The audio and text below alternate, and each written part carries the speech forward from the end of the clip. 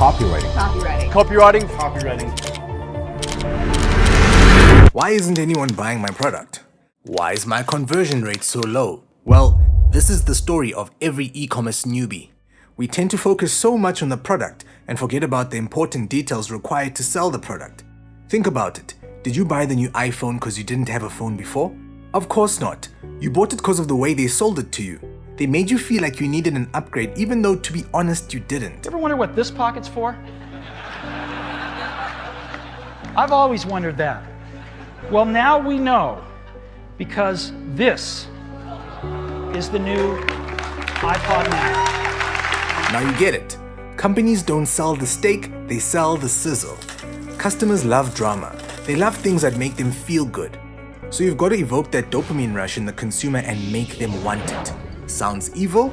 Yeah, it sorta is. But we gotta do what we gotta do. So, now how are we gonna do this? How do we evoke that particular emotion to make them feel like they need our product? Like they deserve it to live a better and happier life. Let me tell you a short story about how this masseuse played me. Yeah, I got hustled. So I went on a vacation to Tulum, Mexico, and I was in my spirits, so as soon as I reached the resort, I had to go check out the spa to get a full body massage. So the spa looked real fancy and I walked in all happy and smiley waiting to get my bones broken. You know how good that feels. So now I'm on the massage bed or whatever you call it, and then this little Mexican lady walks in and was like, "Hey, how you doing?" And I was like, "Yeah, I'm good." And then she says, "So, would you like the best full body massage? It'll completely relax you and make you feel absolutely refreshed, or do you want the normal one?" I obviously wanted the best massage, so I say, "Yes, give me the best." And I got this crazy ass massage. So, once this massage was done, she came up to me and said, "Hey, here's your check. Please sign it." And bro, this gave me like a mini heart attack. I was charged $1,500 for a massage. I felt ripped off, but I had to respect the hustle. She was smart. Like, who wouldn't want the best, especially if you're on a vacation, right? She used my situation to her advantage and I was caught in the trap. And that's what you've got to do as a business. You've got to evoke that emotion and make them feel like they deserve it. Don't commoditize your products, because then the competition will drown you.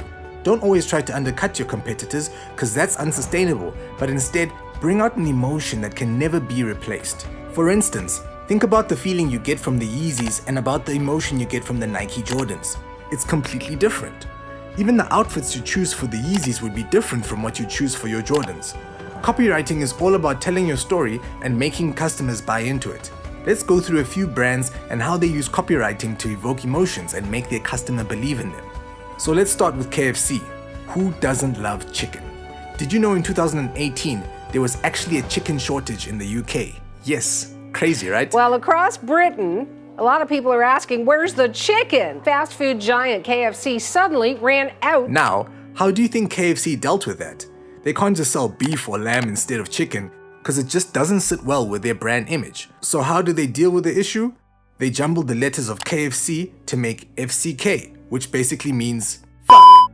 And we use cuss words usually when we're pissed or angry, so it fit well with the situation. KFC was pissed because there was a chicken shortage and the customers were pissed because there was no fried chicken. It was a good decision on the brand's part to address the shortage, but it was really the copywriters who made it into something hilarious and enjoyable.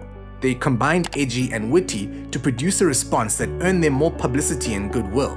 It is by far one of the best creative copy examples of how to revert a possibly drastic situation.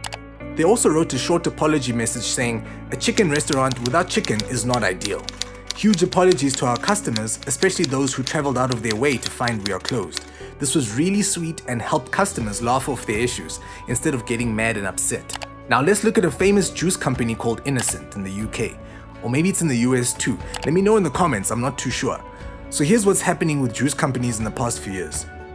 People have become more health and fitness conscious, and the first thing they want to do is avoid sugar, and that's when they realize that most of these packaged juices had tons of sugar.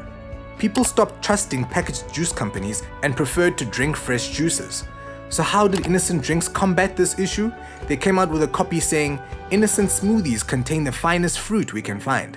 We never add any sugar or anything weird like colorings, and they're never ever made from concentrate." Why did this copy work so well and boost the sale of Innocent Drinks?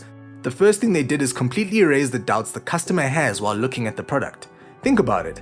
Let's say a healthy mom is a bit skeptical about buying packaged juices for her children, but her kids love juice in the morning for breakfast, so she's making fresh juices for her kids every morning, which is exhausting and messy.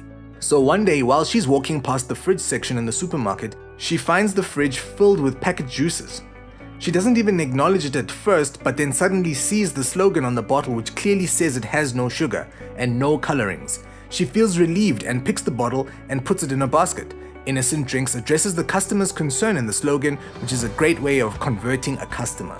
Let's look at the last and final example. Nike, the best shoe empire out there. And yes, I said it. I think Nike is better than Adidas any day. If you've noticed one thing about Nike, they never talk about the features and design of the shoe. They evoke a strong emotion in the customer. You've probably watched a Nike ad or read a Nike tagline. Do you remember how you felt after reading it? Yeah, I bet you felt like you were ready to conquer the world. That's what Nike does to you. Let's read their slogan they launched for their 13th anniversary. Believe in something, even if it means sacrificing anything. Can you relate to it? Does it almost bring a tear to your eye? If you're a hustler, you probably felt that emotion. It also gives you the confidence that you aren't alone in this journey, and it makes you believe that if they can overcome their pain and suffering, you can too. Nike makes you believe in yourself. So, don't focus too much on explaining the features and benefits of your product, but help the customer feel the emotion you're trying to evoke. You buy it because it makes you feel like an absolute bad boy. So evoke that feeling within your customers, make them feel amazing, don't commoditize your products, create a blue ocean for your brand like how Nike did. A new and better shoe cannot defeat Nike because they've done such a good job in keeping the audience emotionally attached to them. Get your customers in a relationship with you. Make them feel good and treat them right. Apple and Nike have done a great job with their copies. Now go check them. I'll make a separate video on Apple because it gets super deep. And if you guys actually like the video, I'd appreciate a thumbs up.